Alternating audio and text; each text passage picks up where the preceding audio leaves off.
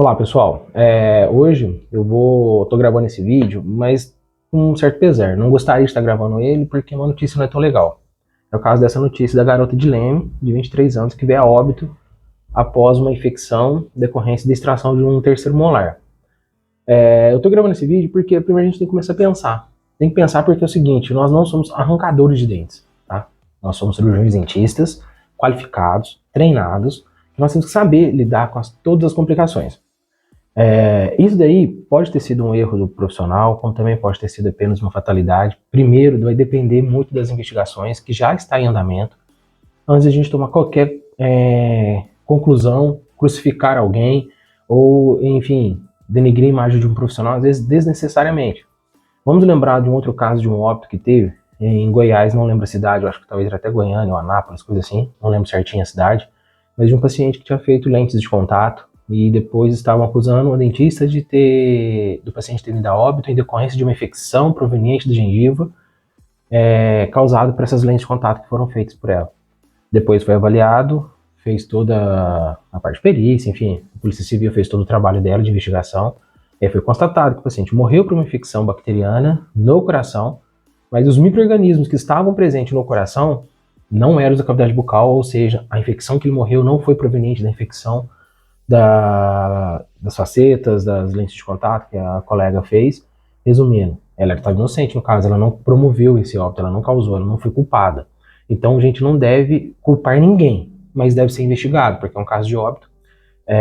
Lembrando que óbitos em odontologia são raros, por isso que quando acontece estoura na mídia, as pessoas vão ficar apavoradas, assustadas, tudo em decorrência da gravidade, porque não é comum. É diferentemente a gente pensar, uma pessoa morreu por AIDS, uma pessoa morreu por câncer, uma pessoa morreu por um acidente automobilístico. Essas são coisas mais do nosso dia a dia. Mortes, óbitos decorrentes de tratamentos odontológicos são raros. E isso daí vai impactar numa surpresa e numa comoção em geral, tá certo? Sendo assim, mas o que a gente pode começar a pensar? O que pode ter ocasionado esse óbito? Primeiro, foi por uma decorrência de uma infecção. Com 2, 3 dias, ela já estava apresentando dor. Então, se ela estava com dor, a gente já pode pensar que ela estava realmente com uma alveolite, certo? Que aparentemente foi tratada, pelo menos fala, prescritos antibióticos e tudo mais, mas que evoluiu para uma celulite facial. A celulite facial nada mais é que a disseminação da infecção. A infecção não está mais local, não é apenas mais alveolite. Ela já está comprometendo os espaços faciais. Lembrando que nós temos vários espaços faciais. Se a gente lembrar aqui, ó, nessa imagem que está aqui do lado, ó, bem aqui em cima, o que acontece? Nessa imagem, você vai ver que da infecção dentária, ela pode caminhar para vários locais. Um dente superior, por exemplo, ele pode ir para o seio maxilar, ele pode ir para o palato, ele pode ir para o vestíbulo, com a fístula que nós normalmente visualizamos, pode ir para o espaço bucal.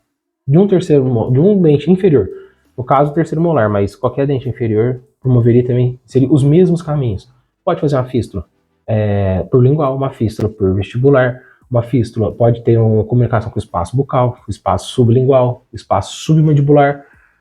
E desses espaços ainda, nós temos vários outros. Esse é o caminho inicial, mas pode ir ainda para espaço macetérico, tem espaço pteromandibular, tem espaço retrofaríngeo.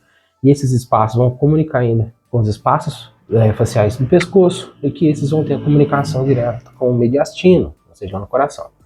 Então, a partir do momento que a gente vê que essa infecção está sendo disseminada e de que ela não está tendo um controle, o antibiótico não está surtindo efeito, primeira coisa, pessoal, não vamos achar que somos super-heróis, tá bom?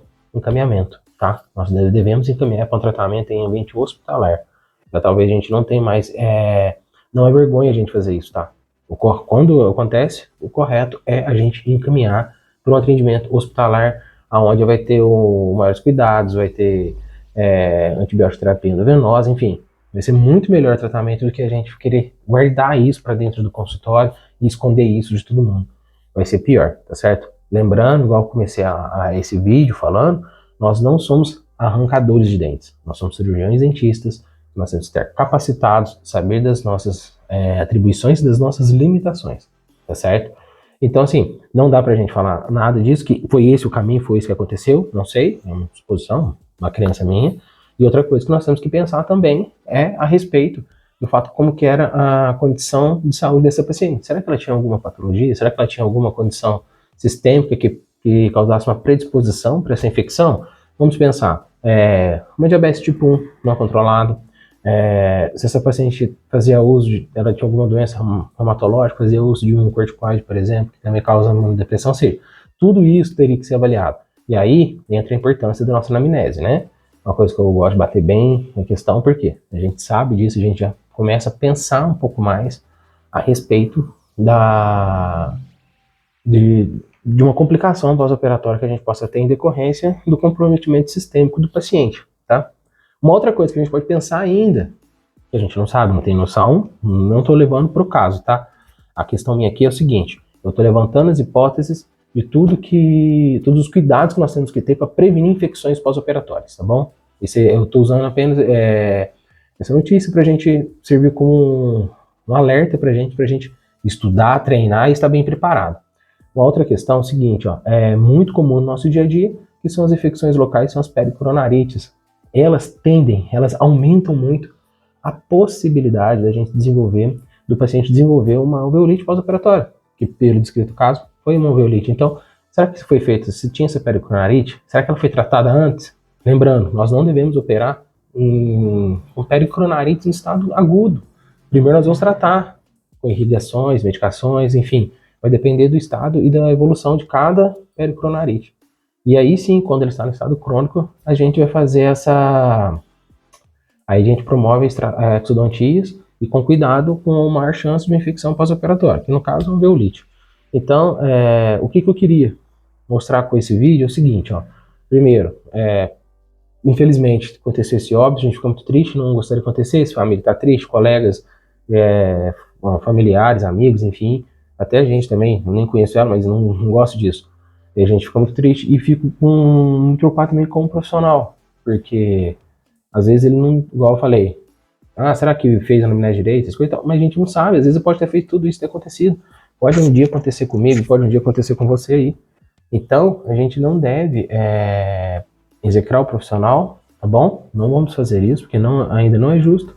E se alguém tiver algum culpado, depois que aí a justiça vai punir, enfim, vai seguir os trâmites da lei, conforme tem que ser, tá joia? Mas vamos ficar um pouco mais atento, lembrar dos cuidados, dos princípios de técnica cirúrgica, dos manejos de paciente com infecção, para que a gente não tenha essas complicações, ou que a gente saiba tratar essas complicações no nosso consultório, tá joia? Valeu, até a próxima. Tchau, tchau.